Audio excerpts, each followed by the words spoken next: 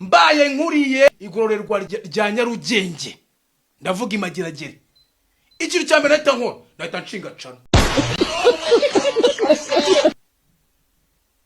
kuko ugiye kuvuga ati nge nashinga cano yahariya kuri gereza. Tekereza cano umuntu bita nde? Umuntu bica Jihad ayiriho akitereka mu gitondo nkamuzindura nkamukubita igikoma nkahita mbwira ati Jihad shaka uburyo uba witeretse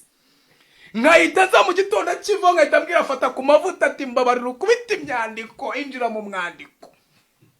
fata ku mavuta akivaho uri kubyumva nkahita mvuga ati noneho reka ya mana azaba baririmbira akivaho wa muvandimwe nawe nari buze kuza kuvuga kubera ko wenda taranakatirwa akahita nawe ajya akahita aza kubicaza. Mana y'isi nijoro we yega cano yahabitwika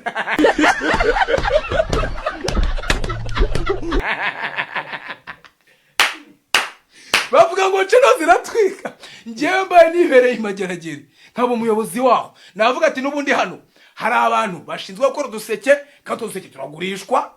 hari abantu bakora ibijyanye n'ubugeni noneho kugira ngo tujye twamamazamo n'ibyo bintu byose rero nahita nshinga cano ya gereza.